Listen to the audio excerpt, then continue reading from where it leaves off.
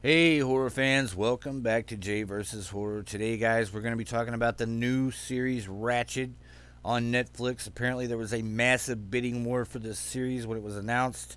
Hulu, Apple TV, and Netflix got in the foxhole and duked it out.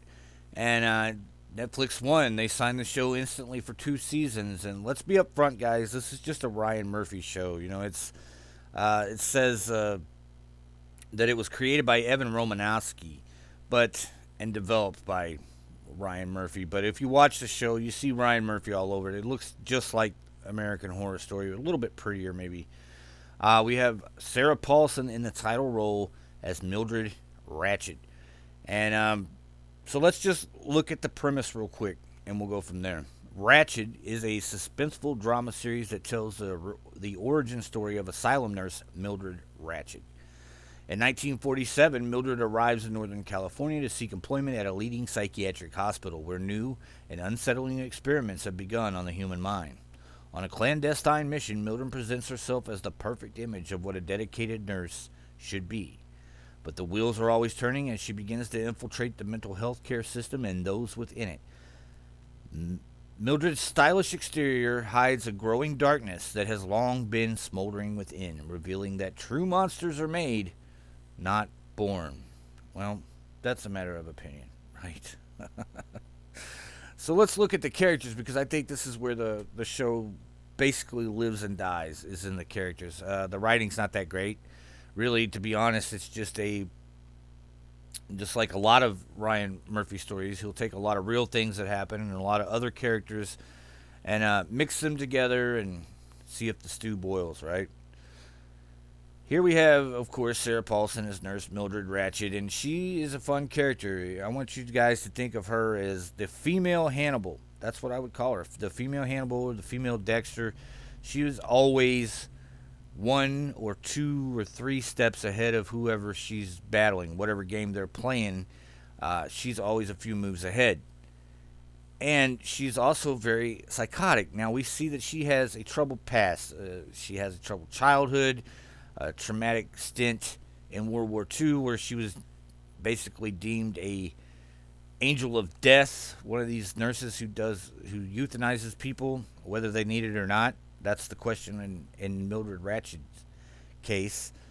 Uh, she comes to St. Lucia on a lie, tells them that she had an interview there, nobody's heard of her, and she kind of worms her way into the hospital. She's able to pull some stunts here at the very beginning. The first episode is very like one person in control of an out of control car, and she is the person. She's able to wiggle her way into the hospital. She pulls a big stunt here, and she gains the trust of the doctor here. And then the lead doctor or the head doctor of Lucia State Hospital is played by Jean-Jean Barones, and he is Dr. Richard Hanover / Dr. Manuel Banaga. And this is one of my favorite characters. This guy's kind of all over the place too. He wants to be a good guy, but he's this is kind of like a dark ages thing for medical treatment. And so these doctors are just trying anything they can come up with to cure insanity. Like you can just cure mental health. They never stop to think it's chemistry, a brain chemistry problem or something like that. It's always like a behavior issue. And so we see that Dr. Hanover has a pretty checkered past too. It doesn't make a lot of sense that I guess they didn't do background checks in the 1940s. This is set in 1947. And they didn't do background checks back then, I guess, because everybody just kind of walks in and out of this hospital with these checkered, horrible pasts, and nobody ever bothers to check on any of them to see if they even are who they really say they are, right? But yeah, he's had some trouble in the last couple years, in fact, with Lenore Osgood and her family. And Lenore Osgood is played by Sharon Stone, and she's a wealthy heiress who hires a private detective / hitman to kill Dr. Richard Hanover. Now, why, you might ask? Well, we get a scene here straight out of Hannibal.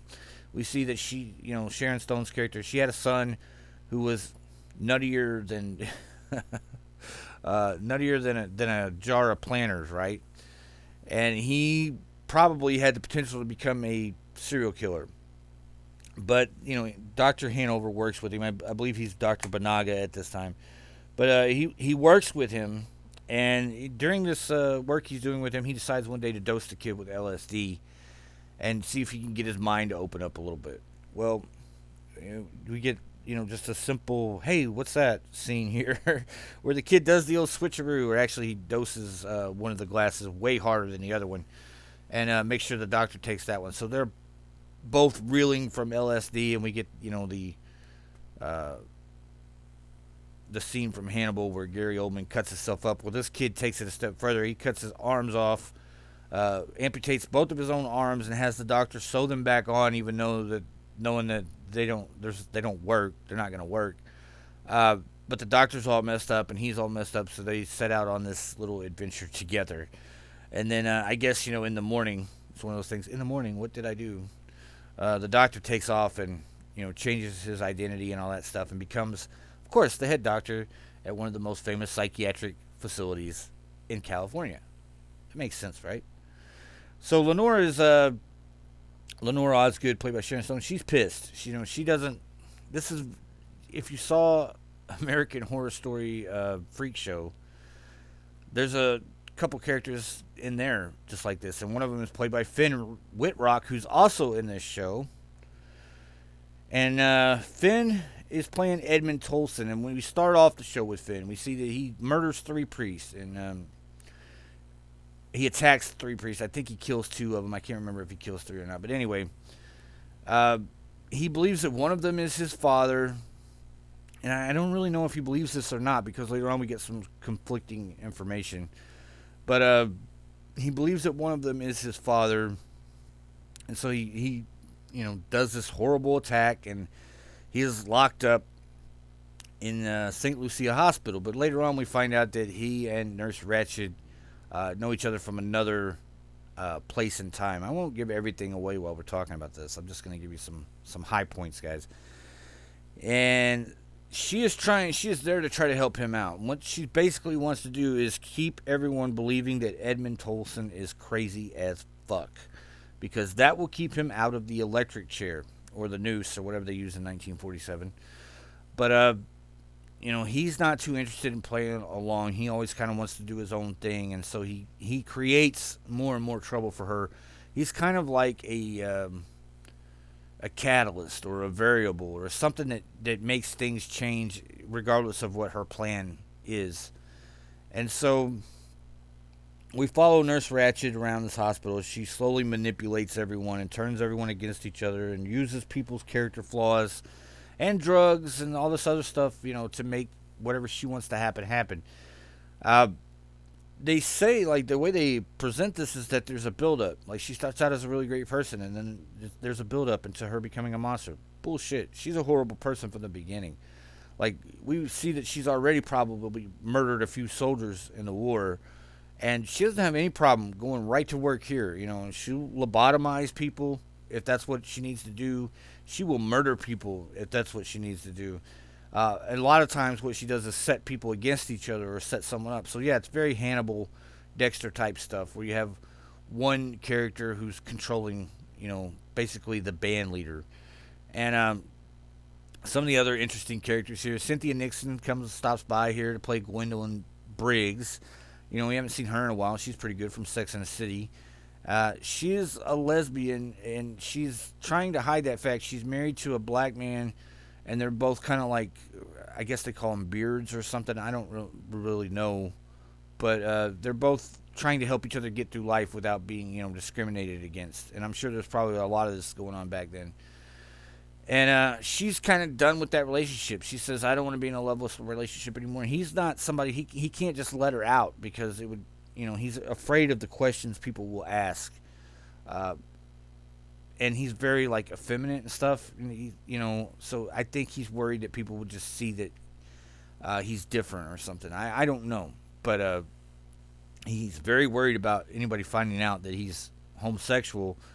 And because of that, he's willing to keep her, try to keep her locked into this fake marriage, right? And she ends up kind of like getting attached to Ratched and wants to be in a relationship with her, which seems odd. Like, I mean, it seems odd to me, not because she's a woman, but because there had to be other women she could have chose that she liked or something, but she ended up choosing this crazy bitch. You know what I mean? Like, what kind of luck is that? You get out, you finally decide you're gonna step out of this fucked up relationship where you have to lie about everything, and the person you pick to be your next love interest is a crazy fucking psychopath. That's fun, right? Uh, yeah, and I think there's a few flaws with the casting and the characters too, because like there's some characters that just get wasted, or actors here who just get wasted. Corey Stoll, who was in The Strain and Ant-Man and Black Mass with Johnny Depp. It seemed like Corey Stoll was on a road to be like a halfway big star there at one point. He plays Charles Wainwright, who is basically a private investigator. He's really a hitman, hired by Lenore Osgood, who wants to kill Dr. Hanover. Now, Corey's character here, Charles, doesn't do much. He follows people around and stays at the same hotel that Nurse Ratched does, and they have a few interactions with each other, but other than that, he's not around for very long, doesn't do very much, doesn't really accomplish anything. Then we have Vincent D'Onofrio as Governor George Wilburn, the governor of California, and this is just a carbon copy character. I mean, it's just one of those guys, a fat blowhard who's tough on crime, right? That's his whole thing. And so he's willing to do whatever nasty, dirty little things he has to do to make people vote for him. And basically what that entails in our sense is that he's constantly threatening this hospital. I'm going to pull money from you if you don't do everything. This character really does remind me of someone recently, but I can't place him. So yeah, he's constantly threatening to take money from the hospital or give the hospital more money if things work out, and so he's holding it like this carrot while he's beating the hell out of everybody with a stick. And basically what he wants here is he's trying to prove to his voters he's tough on crime. I mean, this is straight out of the 40s, guys. And he wants Edmund Tolleson to die for his crime of killing these priests, and he feels like that's the only outcome that people will accept. And so he's constantly pushing Dr. Hanover to certify Edmund, ready to stand trial. And that's the last thing Mildred Ratched wants. So she's constantly working behind the scenes to prevent that from happening. And, the guy's just a blowout. I saw a character just exactly like, you could swap the characters and nobody would even know. In Penny Dreadful City of Angels, that guy was, in charge of on the transportation board in Los Angeles and wanted to build a highway and through somebody else's neighborhood, a bunch of Latino people, and take their homes and stuff. This guy's similarly evil and politically motivated and all that stuff, and he's a big fat blowhard, just like a lot of these political big fat blowhards, right? But anyway, I digress. There's some other decent actors here. I thought the guy Jermaine Williams as Harold was pretty good. There's a couple other orderlies, but nobody who really stands out a whole lot for me other than those characters. Guys, it's like I said, it feels like Hannibal, or the show Hannibal to me. And yeah, there's a scene here that feels like it's ripped right from the movie Hannibal too. She's constantly ahead of everyone else, but it is interesting to see her little like devious plans work out and how she manipulates people and drugs people and stuff like that to get what she wants. But overall, the story's not that great, and there's a lot of things that don't make sense about it. There's a lot of moments where you'll catch yourself going, "Why would you do this? Wouldn't it be easier to just do that?" But these characters we don't feel like we're following them so much as we feel like we're just watching it. And like it's predestined, and you're just watching a show. So there are some things where you get into it and you're like, where is this going? And you feel like you're on an adventure. But this one you just kind of see like you're watching a novel play out. And so I would give Ratched, I'm going to give it 7 out of 10, guys. I think I've talked about most of everything I want to talk about. It's only 8 episodes, so you don't want to give too much away. And I think it is worth a watch. I said 7 out of 10. I think it's a real clear case of style over substance. Everything in this show is very beautiful. It's very pristine. It's very neat. I mean, this is the cleanest hospital I've ever seen in my life. Everyone's suits are perfect, the wardrobe, the makeup, all that. Everyone's great. But yeah, it's one of these Ryan Murphy things where sometimes he gets a little too far into style, and there's no substance. The writing isn't that great. It's nothing you haven't seen before. It's a character who goes around manipulating other people, and it's very easy to see where a lot of that is going. Also, it seems like Ryan Murphy likes to take a lot of people who were, especially when he does timepieces, he'll take people from that era and turn them into characters.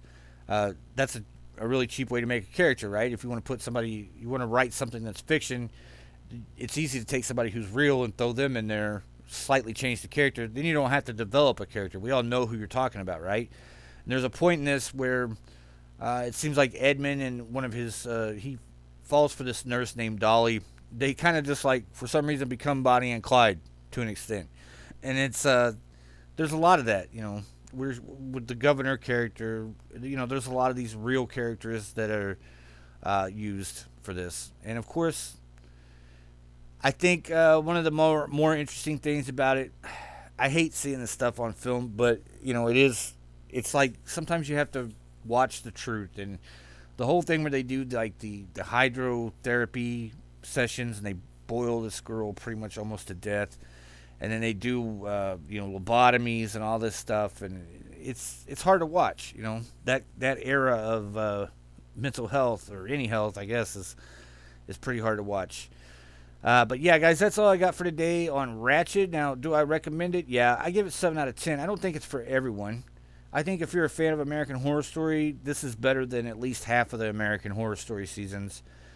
And I think if you're a fan of stuff like Hannibal, Dexter, you might like this because she's very devious. She always has a plan and a plot.